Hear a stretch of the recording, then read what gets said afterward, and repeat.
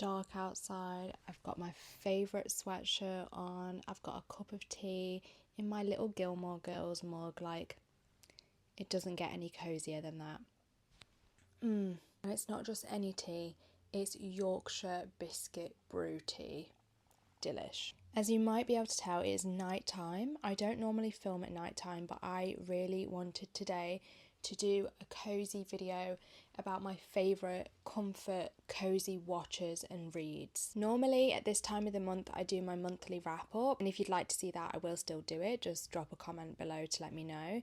But there's something about this time of year between spring and summer where I tend to get a little bit like demotivated and mopey, and I know a couple of my other friends have been feeling like that too, so I thought, why don't we just share the cozy comfort love today? Also, hi, hello, welcome. If you are new here, I am Bronte. I am a movie lover, a book lover, and an introvert who basically just loves to stay at home and do all the cozy things. So if that sounds like a bit of you, don't forget to like, share and subscribe.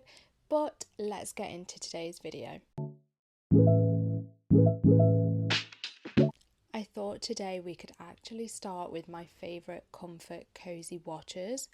Obviously this is primarily a book channel, but I do love movies and TV as well, and I've had some really great additions to my watch list recently. We might as well start with the obvious. Of course, Gilmore Girls is one of my comfort watches, hence this little mug.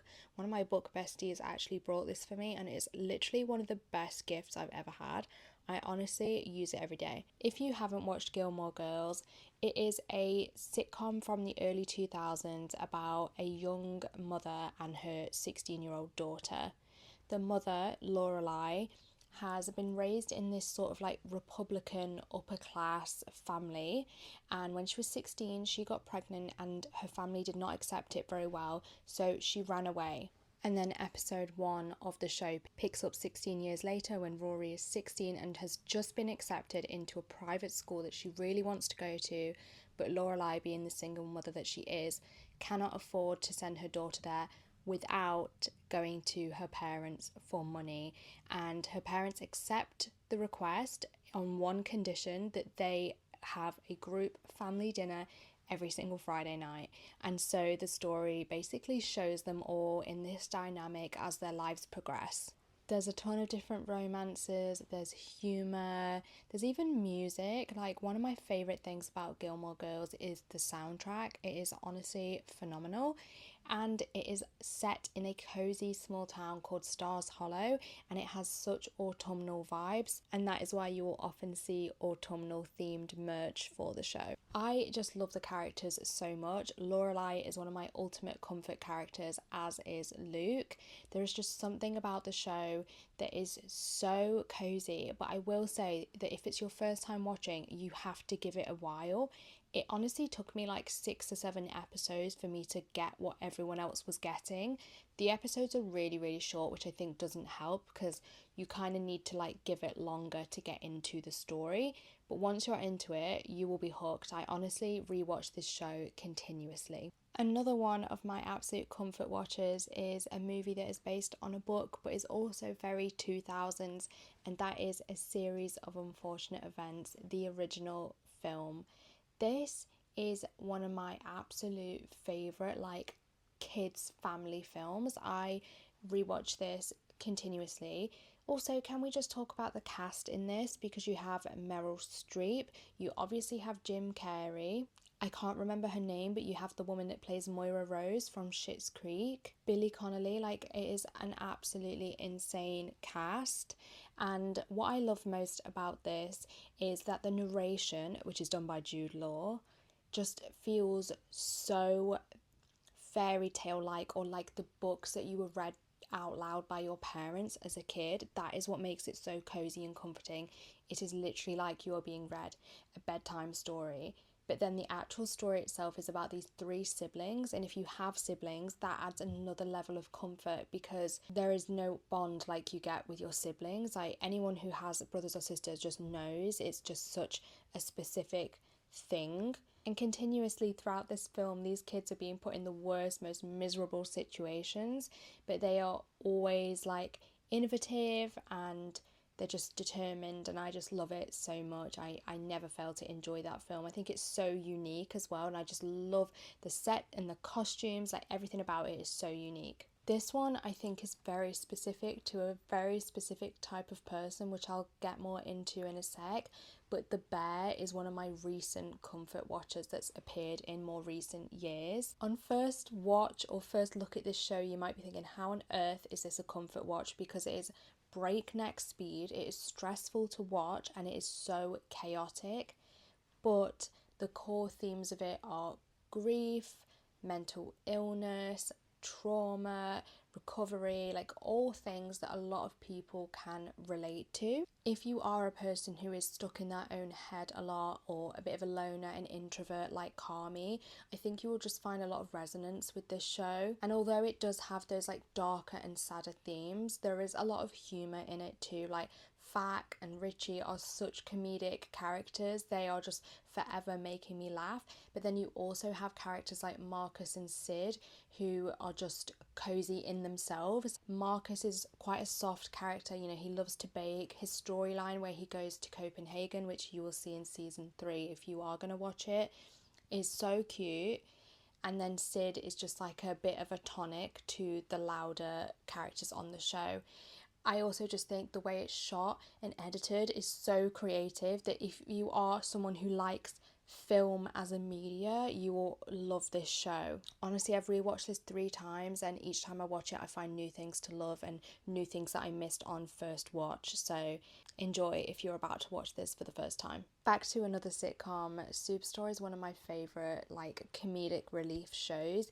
It is just silly, goofy fun the whole way through, but if you've ever worked in retail, you will 100% just get the randomness of the situations that happen in this retail store to these characters, because I used to work in an absolutely huge company, and some of the situations you witness and some of the characters that just work in these environments are so funny, and it feels super realistic because you are just forced into these situations with people you wouldn't necessarily normally mix or choose to be with, and somehow it just works and you end up forming these like insane friendships. So I personally love Superstore for that reason. But as a whole, it is just one of those sitcoms that is super easy to watch, requires no brain power, and has a ton of funny characters to make you laugh. Personally, my favourite is Cheyenne. There's just something about the 2000s films, I just don't feel like they make films like this anymore, but Juno is one of the biggest comfort watches ever to me. I don't know why, I literally think all of the characters in this are horrendously unlikable, and it's not relatable to my own life. But of course it is a coming of age story of sorts, so that in itself is super cozy. I love a teenage coming of age story, even though I am way past teenage years myself now. And I just love the romance that develops between these two characters because it just feels so realistic. The colour grading of this film as well is super warm. It definitely leads into like yellows and burgundies and orange tones and has that autumnal feeling, which definitely helps with the coziness. And Elliot Page is just great in this, honestly. A couple of recent TV shows to add to the list as well. Ransom Canyon, if you haven't seen that yet, oh my gosh, you absolutely have to, especially if you are a romance book reader, because this very much feels like cowboy romance. It is actually based on books too by Jodie Taylor, I think the author's name is, but I haven't got around to reading them yet. But it follows 4 different main characters, and there are multiple different romances that ensue, one of which is kind of like a love triangle situation as well. There is also line dancing because one of the characters owns a dance hall, and there is a bit of a mystery and new characters in town and hidden identities.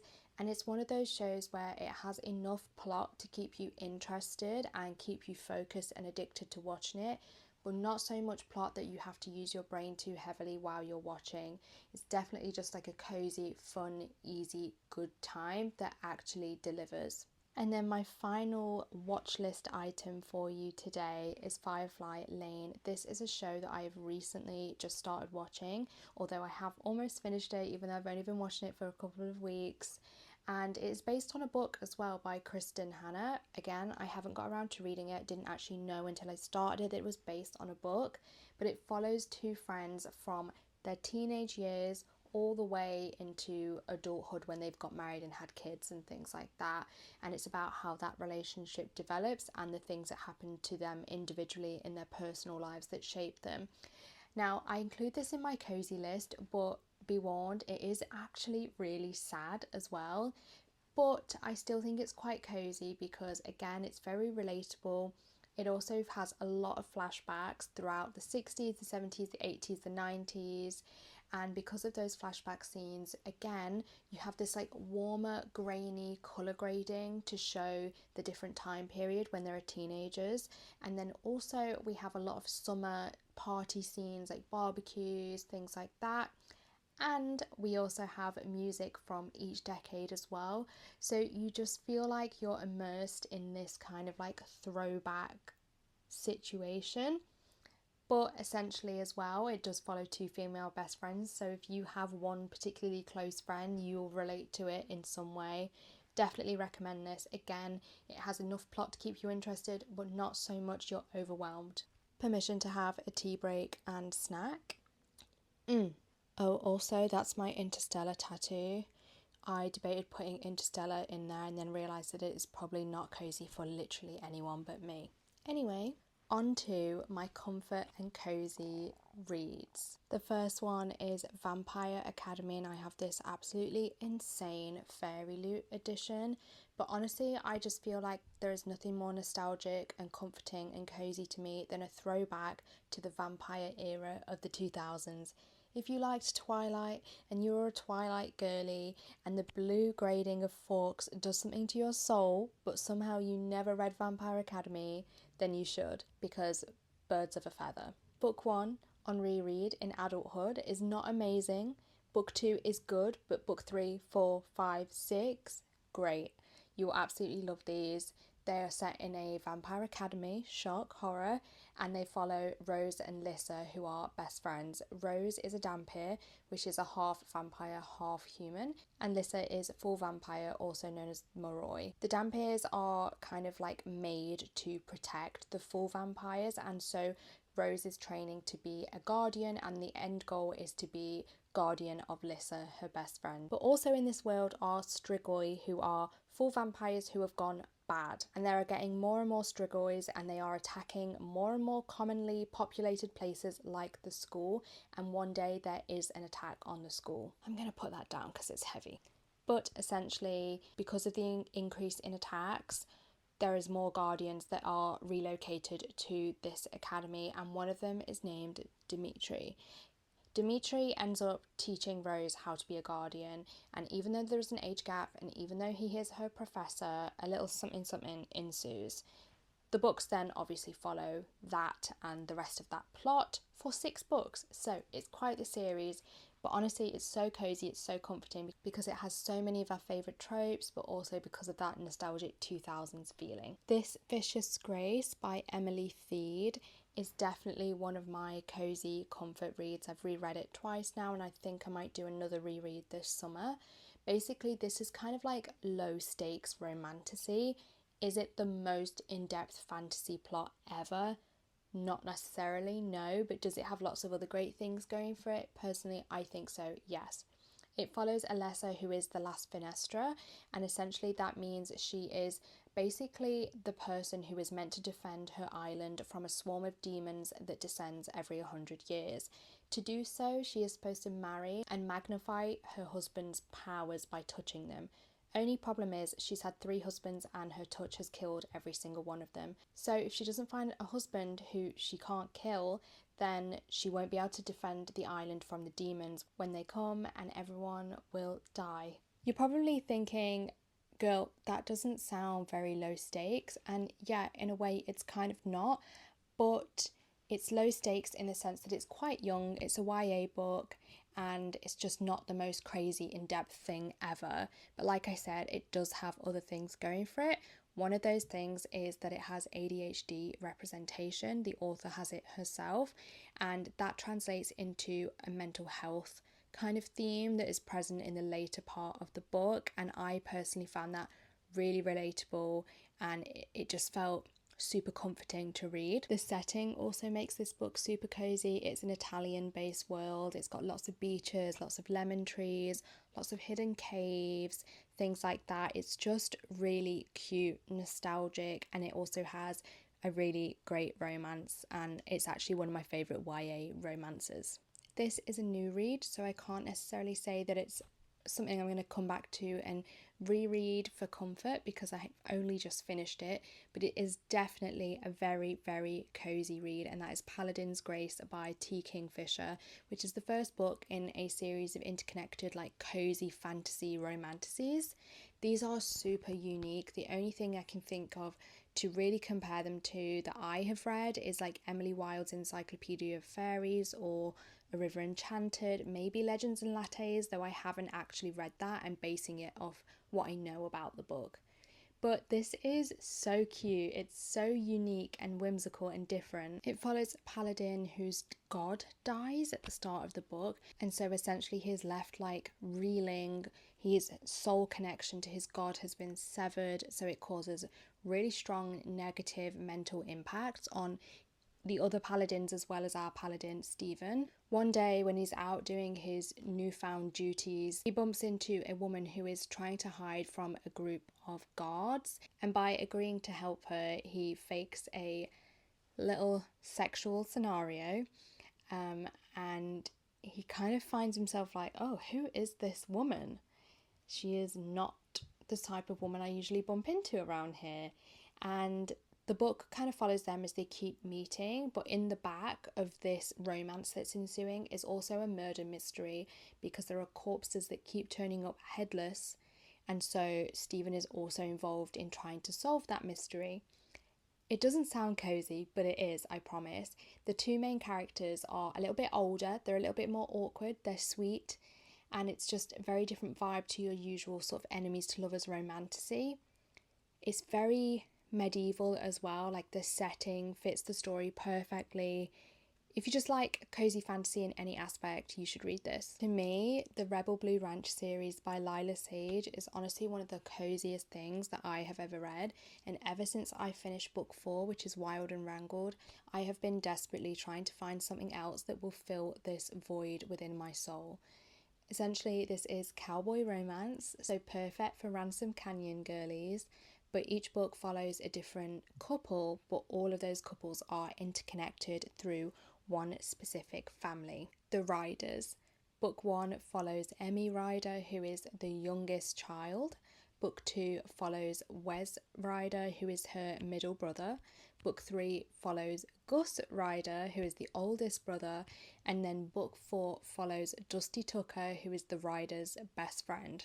It's all centered around this ranch and this ranch lifestyle, so you get scenic views, you get horse riding, you get cowboys, you get nature. Like, it's just, the setting itself is cozy, and then you add in this found family, which is one of the best found families I've ever read. You just have the ultimate comfort read. This one in particular, Wild and Wrangled, to me is the most cozy and most comforting in the series, even though it's not my favourite. It is tied though for favourite, but the reason it is the coziest in my opinion is because it's split timeline, so it does go back to the 2000s when the two main characters were teenagers, and we get their little handwritten notes to each other, we get school classes together, we get just all these flashbacks that make it so nostalgic and so cozy. Honestly, if you read any of the books and you haven't read these yet, read this series. Even though the Twisted Sisters write dark fantasy and dark romantasy, the Ruthless Boys of the Zodiac series is inherently cozy and comforting to me,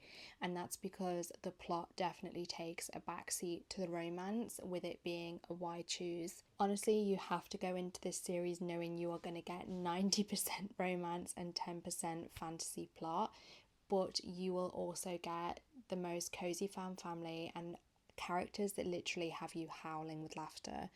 I actually think about the characters in these books more than I think about Zodiac Academy, which is one of my favourite series ever, and the series that the authors are most famous for, and also the series that I read first. Despite me loving Zodiac Academy so much, it's the characters in these that I primarily think of more often, particularly Leon. There is something about Elise and Leon's relationship that is just so cozy, and I think it's because it's rooted in humour. Honestly, these books have so many funny scenes, so many group scenes that are just like crazy but cozy at the same time. Like them having Christmas together is just a good time. But like I say, you need to know that you're not going to get a ton of plot with these. You're just in it for the humour and the vibes. And I think I am going to leave it there for today. It made me realise that actually primarily all of my comfort and cozy reads are romance. Even though I do like to read a bit of everything, that's the genre I find most cozy. So if you have any recs for books outside romance that you think are cozy and comforting, please drop them below. But otherwise, I will see you next Monday for another video. Don't forget to like, share and subscribe. It really helps us out. But until next week, love you. Bye.